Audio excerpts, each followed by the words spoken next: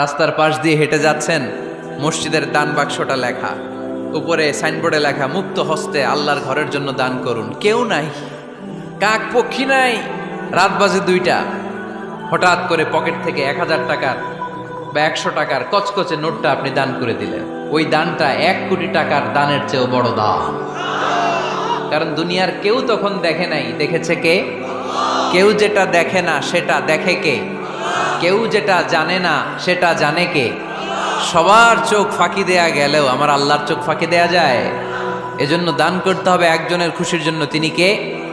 এজন্য রাব্বুল আলামিন বলেন, মাসালুল্লাযীনা ইউনফিকুনা আমওয়ালাহুম ফি সাবিলিল্লাহি কামাসালি হাব্বা আনবাতাত সাবআ সানাবিলা ফি কুল্লি সুমবুলাতিন মিআতু হাব্বা ওয়াল্লাহু ইউদাঈফু লিমান ইয়াশা ওয়াল্লাহু ওয়াসিউন আলীম। সুবহানাল্লাহ পড়েন।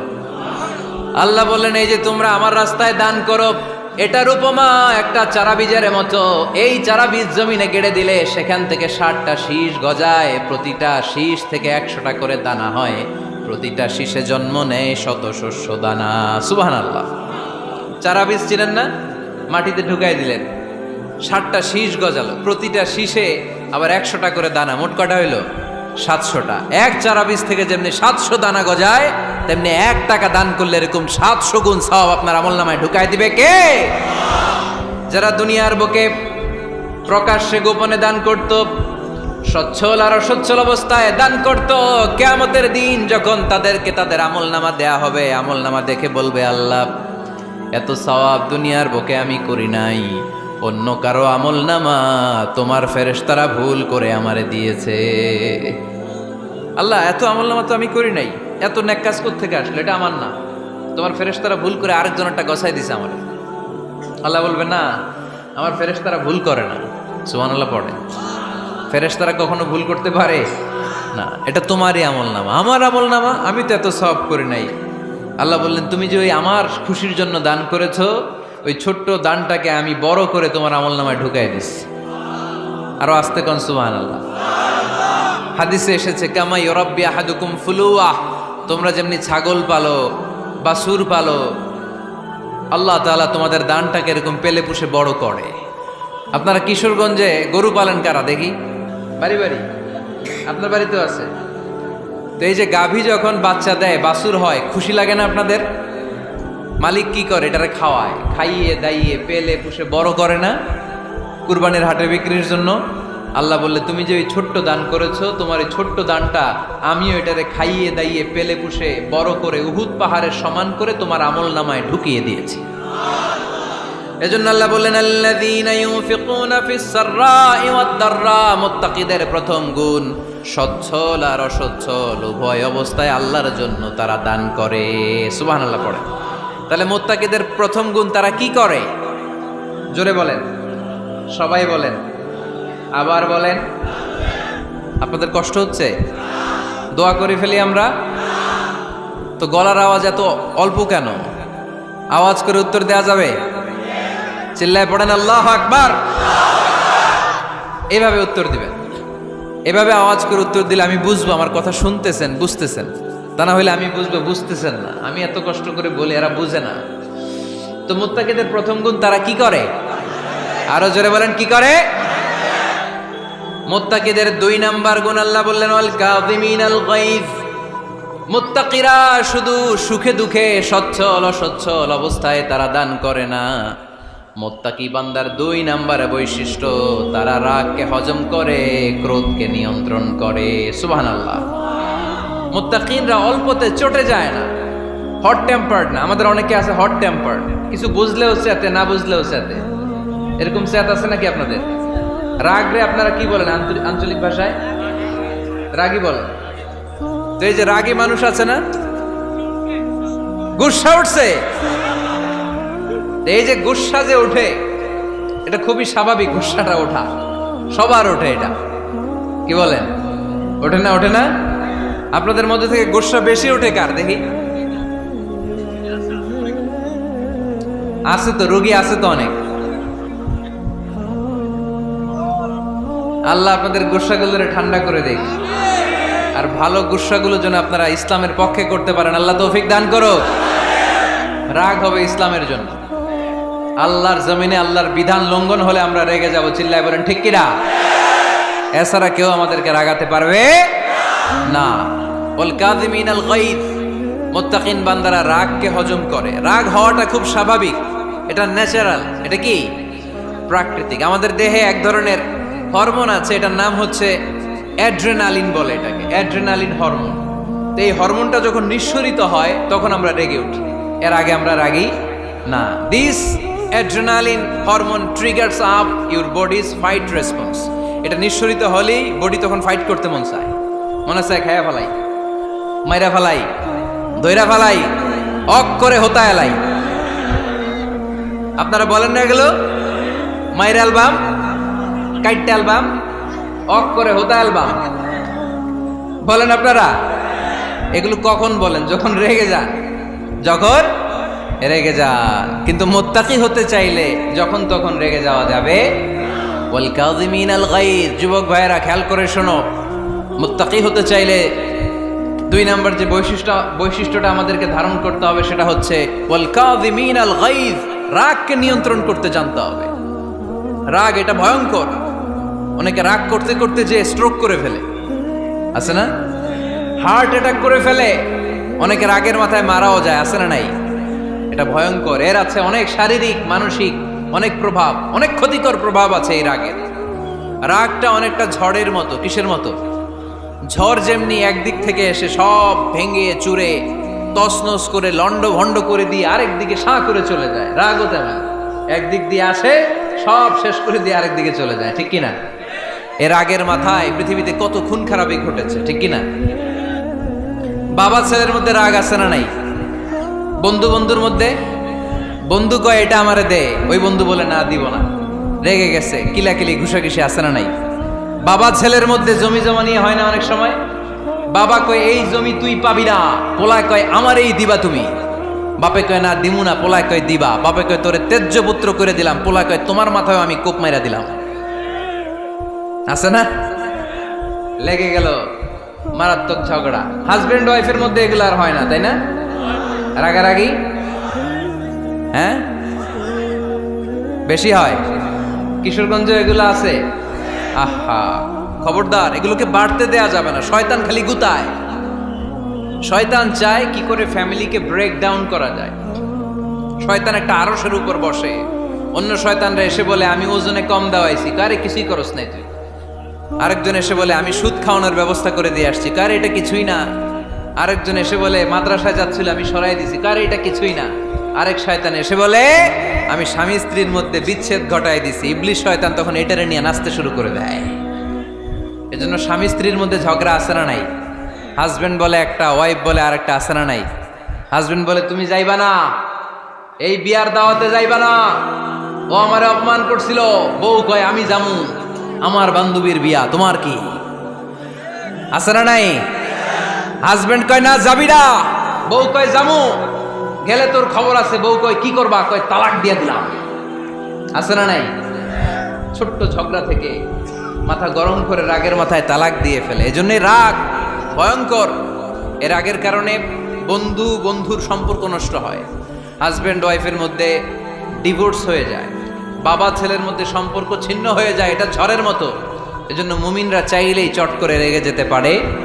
এজন্য রাগ নিয়ন্ত্রণের দরকার আছে না নাই? এজন্য আল্লাহ বললেন والذين ينفقون أموالهم في سبيل الذين ينفقون في السراء والضراء والكاظمين الغيظ والعافين عن الناس। মুমিন বান্দার মুত্তাকিদের প্রথম গুণ দান করে, মুত্তাকিদের দ্বিতীয় গুণ তারা রাগকে হজম করে। সুবহানাল্লাহ পড়ে। রাগকে কি করতে হবে? জোরে বলেন কি করতে হবে? আল্লাহ রাসূল বললেন লাইসা শাদীদু বিসসুরআ, কুস্তি খেলে যে অন্যকে মাটিতে শুইয়ে দিতে পারে সে আসল শক্তিশালী না। ইন্নামা শাদীদুল্লাযী ইয়ামলিকু নাফসাহু ইনদাল গাদাব, রাগের মাথায় যখন নিজেকে যে নিয়ন্ত্রণ করতে পারে আল্লাহর কাছে ওই ব্যক্তিটাই শক্তিশালী। কুস্তি খেলে আরেকজনের শোয়াই দিলেন, এ শক্তিশালী না, বরং শক্তিশালী তো সে যে রাগের সময় নিজের উপর নিয়ন্ত্রণ রাখে। He can control himself in the time of anger. যখন সে রেগে যায় তখন সে নিজেকে নিয়ন্ত্রণ করতে পারে, সেই শক্তিশালী। কুস্তি খেলে আপনি হোতায় দিলেন আরেকজনকে, আপনি শক্তিশালী না। এজন্য রাগকে নিয়ন্ত্রণ করতে রাজি আছেন তো? এক সাহাবী এসে বললেন, ইয়া রাসূলুল্লাহ, আউসিনি ইয়া রাসূলুল্লাহ, ও নবী আমারে নসিহত করেন, আমারে কিছু উপদেশ দেন। বিশ্বনবী বললেন, লা তাগদাব, তুমি রেগে যেও না। সাহাবী বললেন, আরেকটা উপদেশ দেন। বিশ্বনবী বললেন, লা তাগদাব, রেগে যেও না। সাহাবী বললেন, ও নবী আরেকটা উপদেশ দেন। বিশ্বনবী তৃতীয়বারের জন্য বললেন, ও সাহাবী তুমি রেগে যেও না, লা তাগদাব, রেগে যেও না। কারণ রেগে গেলেন তো হেরে গেলেন, রেগে গেলেন হেরে গেলেন। অনেকে আপনারা রাগাতে চাইবে নানাভাবে, কিন্তু আপনি রাখবেন না। আপনার সাথে ঝগড়া করতে চাইবে, পায়ে পাড়া দিয়ে ঝগড়া করতে চায়, এরকম আছে না নাই? আপনারা রাগাতে চায়, ফুসলাতে চায়, কিন্তু মুমিনরা, মুত্তাকিনরা, তারা যেন তেন কোনো কারণে রেগে যায় না, তারা তাদের রাগকে হজম করে। আলহামদুলিল্লাহ পড়েন। আল্লাহ রাসূল সাল্লাল্লাহু আলাইহি ওয়াসাল্লাম কখনো রাখতেন না, কখনো না। ওনার উপর অনেক অত্যাচার হয়েছে, উনি রাগেন নাই, উনি ক্ষমা করে দিয়েছেন। কি করেছেন? আল্লাহ রাসূল সাল্লাল্লাহু আলাইহি ওয়াসাল্লাম যখন মক্কায় নামাজ পড়তেন, আল্লাহ রাসূল সাল্লাল্লাহু আলাইহি ওয়াসাল্লাম যখন রুকুতে যেতেন, সিজদায় যেতেন, পিঠের উপরে পচা উটের নাড়ি ভুঁড়ি চাপিয়ে দেয়া হতো। আল্লাহ রাসূল কখনো রেগেছেন? কথা বলেন। তায়েফের ময়দানে দাওয়াত দিতে গেলেন, পাথর মারা হলো, তিনি রেগেছেন? বাড়ি থেকে বের করে দেয়া হলো, বাধ্য হয়ে মক্কা থেকে মদিনায় হিজরতে গেলেন। মক্কার দিকে তাকিয়ে তাকিয়ে চোখের পানি ছাড়লেন আর বললেন, মক্কা তু আহাব্বুল বিলাদ ইলাইয়া, আমার কাছে সবচেয়ে প্রিয় শহর মক্কা শহর। লাউলা উখরিজতু লামা খারাজতু, আমার যদি বের করে দেয়া না হতো মক্কা থেকে জীবনে কোনোদিন আমি বের হতাম না। তারপরেও বিশ্বনবী রাগেন নাই। ব্ল্যাক ম্যাজিক করে 6 মাস বিশ্বনবীকে অসুস্থ করে রাখা হয়েছে, তিনি রাগেন নাই। আল্লাহ রাসূল সাল্লাল্লাহু আলাইহি ওয়াসাল্লাম একবার উটের উপর চড়ছিলেন। ইন দ্য মিন টাইম এক বেদুইন এসে বিশ্বনবীর গায়ের চাদর ধরে টান দিলেন। হাদিসের বর্ণনাকারী সাইয়েদানা আনাস রাদিয়াল্লাহু তাআলা উনি বলেন, কুনতু আমশি মা রাসূলিল্লাহ, আমি একবার রাসূল সাল্লাল্লাহু আলাইহি ওয়াসাল্লামের সাথে হাঁটছিলাম। ওয়া আলাইহি বুরদুন নাজরানি গলিদুল হাশিয়া, আর রাসূল সাল্লাল্লাহু আলাইহি ওয়াসাল্লামের গায়ে ছিল চাদর। কি ছিল? আপনারা আজকে চাদর গায়ে দিয়ে আসছেন? কেউ আসছেন? অনেকে। এই যে আমরা চাদর গায়ে দেই, আমাদের চাদরের এই পাশে মাঝে মাঝে কিছু ডিজাইন করা থাকে না? নাজরান দেশ থেকে নিয়ে আসা বিশ্বনবীর ওই চাদরের এইখানে খসখসে ডিজাইন ছিল। তো আল্লাহ রাসূল যখন চাদর গায়ে দেয়া, ওই বেদুইন যখন চাদর টান দিয়েছে, ওই খসখসে ডিজাইন আল্লাহ রাসূল সাল্লাল্লাহু আলাইহি ওয়াসাল্লামের ঘাড়ের চামড়া ছিঁড়ে ফেলেছে। আসছিল ভিক্ষা করতে, বেদুইন আসছে কি করতে? ভিক্ষা চাওয়ার স্টাইল দেখেন, ভিক্ষা চাওয়ার স্টাইল দেখছেন? আল্লাহ রাসূল সাল্লাল্লাহু আলাইহি ওয়াসাল্লামের চাদর ধরে এমন টান মেরেছে, ওই খসখসে চাদরের দাগ বিষ্ণু ইসলাম ঘাড়ের মধ্যে বসে ঘাড়ের চামড়া ছিঁড়ে গিয়েছে। বিষ্ণু প্রচন্ড ব্যথা পেয়েছেন, কিন্তু কিছুই বলেন নাই। ফালতাফাতা ইলাইহি রাসূলুল্লাহ, আল্লাহ রাসূল তার দিকে তাকালেন, তাকিয়ে সুম্মা দাহিক, ছোট্ট একটা মুচকি হাসি দিলেন। মুচকি হাসি দিলেন। ভিক্ষা করতে আসছে, চাদর ধরে টান মেরা ঘাড়ের চামড়া ছিঁড়ে ফেলছে, আর বলতে শুরু করছে, ইয়া মুহাম্মদ মুরলি মিন মালিল্লাহ, আল্লাহর যে সম্পদ আছে বাইতুল মালের সম্পদ থেকে আমার কিছু দাও, আমার কিছু নাই। আল্লাহ রাসূল সাল্লাল্লাহু আলাইহি ওয়াসাল্লাম ফাদাহিক, একটা মুচকি হাসি দিলেন, দিয়ে সে যা চেয়েছে তার হাতে সেটা উঠিয়ে দিলেন। চিল্লায় পড়েন সুবহান। তার মানে আমার নবী সহজে রাখতেন না। ওনার গায়ের উপর, দেহের উপর অত্যাচার করা হলে বিষ্ণু সাল্লাল্লাহু আলাইহি ওয়াসাল্লাম কখনো রাগেন নাই। মারা হয়েছে, পাথর মেরে রক্তাক্ত করা হয়েছে, পিটানো হয়েছে, আল্লাহ রাসূল সাল্লাল্লাহু আলাইহি ওয়াসাল্লাম কখনো রাগেন নাই। তবে আল্লাহর জমিনে আল্লাহর বিধান লঙ্ঘিত হওয়া মাত্রই বিষ্ণু সাল্লাল্লাহু আলাইহি ওয়াসাল্লাম রেগে যেতেন। পড়েন আল্লাহু আকবার। আল্লাহর বিধান লঙ্ঘিত হতে দিতেন না। যেই লোকটা নামাজ পড়া অবস্থায় উটের পচা নাড়ি ভুঁড়ি চাপিয়ে দিলে রাগেন না, যাকে পাথর মারা হলে রাগেন না, চাদর ধরে টেনে গায়ের চামড়া ছিঁড়ে ফেললে রাগেন না, ওই ব্যক্তিটা আল্লাহর জমিনে আল্লাহর আইনের বিরুদ্ধে কথা বললে রেগে যেতেন। কারণ এটা আল্লাহর আইন, আল্লাহর আইনে সবাই সমান, এখানে উঁচু নিচু, there is no difference between black and white, between upper and lower, between the richer section of the society and poorer section of the society, between the prime minister, between the member of the parliament and the factory worker, rickshaw puller. Everyone is totally equal, 100% equal. in the eyes of Quran and Islam, চিল্লায় বলেন ঠিক কি না? আল্লাহর চোখে সবাই সমান। ওইখানে প্রধানমন্ত্রী নাই, ওইখানে প্রেসিডেন্ট নাই, ওইখানে এমপি নাই, ওইখানে রিকশাওয়ালা আর প্রধানমন্ত্রী আর প্রেসিডেন্ট এক কাতারে দাঁড়িয়ে আল্লাহর সেজদা দেয়, চিল্লায় বলেন ঠিক কি না? নিজেকে আক্রমণ করা হলে রাখতেন না, কিন্তু আল্লাহর জমিনে আল্লাহর বিধান লঙ্ঘিত হলে আল্লাহ রাসূল রেগে যেতেন।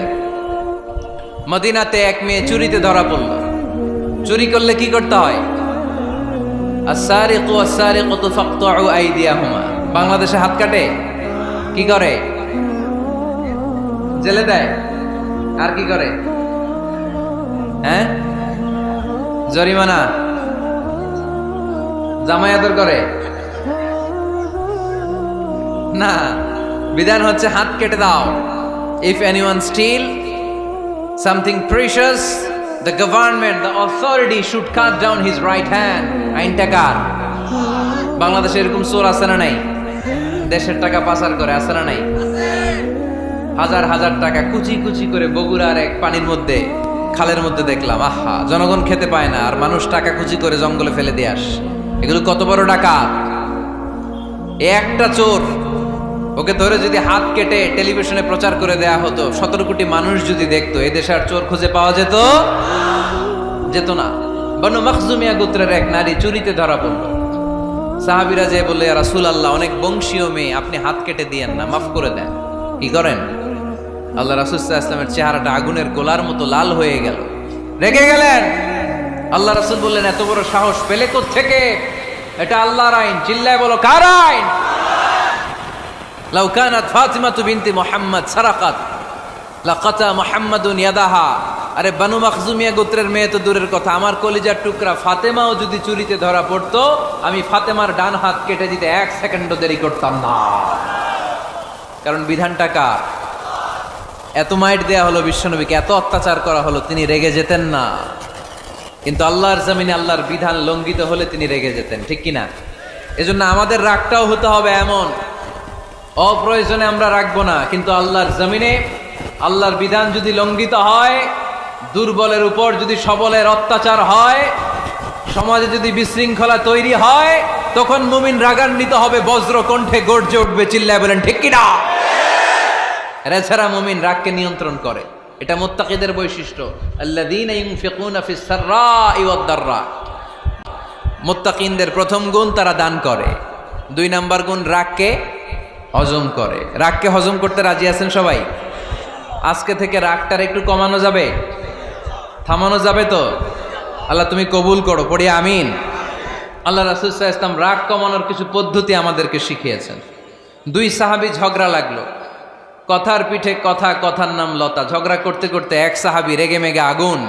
আল্লাহ রাসূল দেখতে লাগলেন আর বললেন, ইন্নী লা আ'লামু কালিমা লাউ ক্বালাহা লা যাহাবা যা আনহু। নিশ্চয়ই আমি এমন এক বাক্য জানি, এই বাক্যটা যদি এই সাহাবী পড়ে, তাহলে তার রাগ মুহূর্তের মধ্যে ঠান্ডা হয়ে যাবে।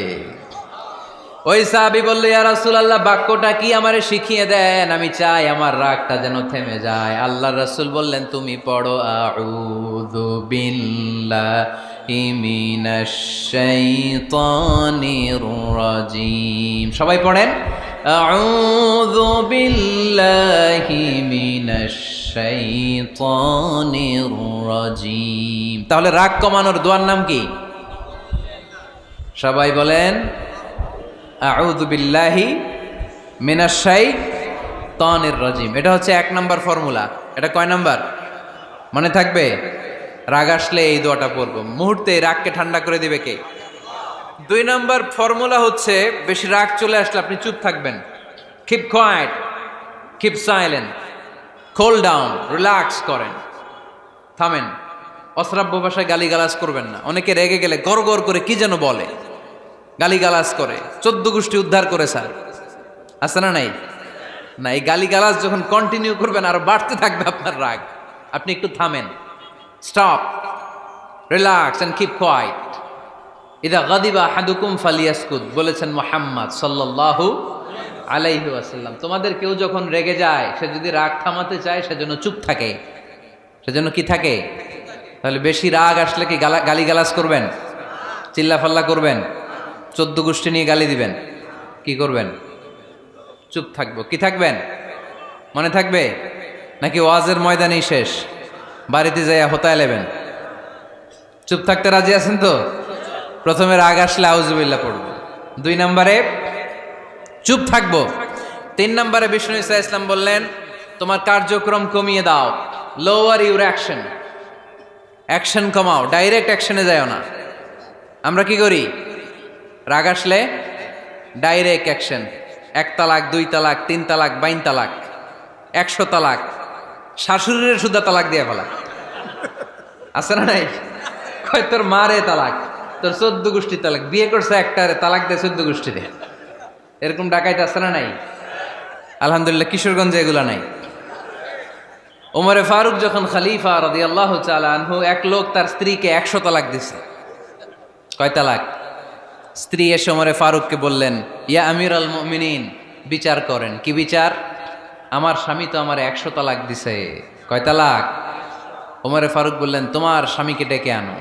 ডেকে আনা হলো। বলল, ঘটনা কি? তালাক দিবা 3টা, 100টা দিলা কেন? কয় রাগ হয়েছিল অনেক, মেজাজ গরম হয়ে গেছিল। ওমরে ফারুক বললেন, চাই আর তালাক মিন শিআরিল্লাহ, তালাক হচ্ছে আল্লাহর শেয়ার, এটা কোরআনের আইন, এটা নিয়ে ফাইজলামি করলি কেন? এদিকে আয়, বিচার করি। জামাই বউরে বসায়া তিনি বিচার করে দিলেন, 3 তালাকে তোর বউ তালাক, বাকি 97 তালাক তোর পিঠের উপর পড়বে।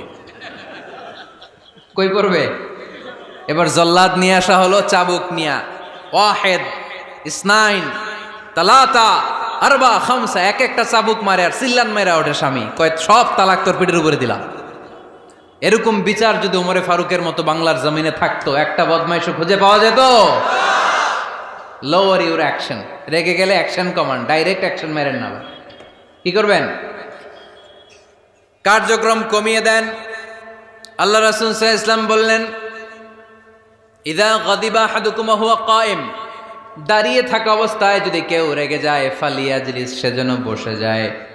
ফাইন যাহাবা আনহুল গাদাবু ওয়া ইল্লা ফালিয়াত্তাজি, বসে যাওয়ার পরেও যদি তার রাগ কমে না যায়, সেজন্য শুয়ে যায়। সুবহানাল্লাহ পড়েন। দাঁড়িয়ে থাকা অবস্থায় রাগ আসলে কি করবেন? বসা অবস্থায় রাগ আসলে, শোয়া অবস্থায় রাগ আসলে ঘুমায় যাবেন। অনেক ভালো মানুষ এই এলাকার লোকেরা। শোয়া অবস্থায় রাগ আসলে চোখ বন্ধ করে ঘুমায় যাবেন, এরপর সুন্দর সুন্দর স্বপ্ন দেখতে শুরু করবেন। রাগ আর নাই। কত সুন্দর ফিলোসোফার ছিল বিষ্ণু ইসলাম। এই কথাগুলোর দাম কত জানেন? ওজন কত জানেন? কিভাবে আমাদেরকে তিনি সভ্য বানাতে চেষ্টা করেছেন, কিভাবে আমাদেরকে সুখী সমৃদ্ধ মানুষ বানাতে চেষ্টা করেছেন। দাঁড়িয়ে থাকলে যদি রেগে যাও, বসে পড়ো। বসে গেলেও যদি রেগে যাও, শুয়ে পড়ো। সুবহানাল্লাহ পড়েন। তার মানে রাগ কমানোর 1 নম্বর ফর্মুলা আউযুবিল্লাহ পড়বেন, 2 নম্বর ফর্মুলা চুপ থাকবেন, 3 নম্বর ফর্মুলা অ্যাকশন কমিয়ে দিবেন, দাঁড়ালে বসবেন, বসে থাকলে শুয়ে যাবেন। 4 নম্বরে বিশ্বনবী বললেন, তারপরেও যদি তোমার রাগ কমে না যায়, ঠান্ডা পানি দিয়ে ওযু করো, রাগ কমায় দিবে কে? ওযু করেন ঠান্ডা পানি দিয়ে, রাগ কমায় দিবে কে?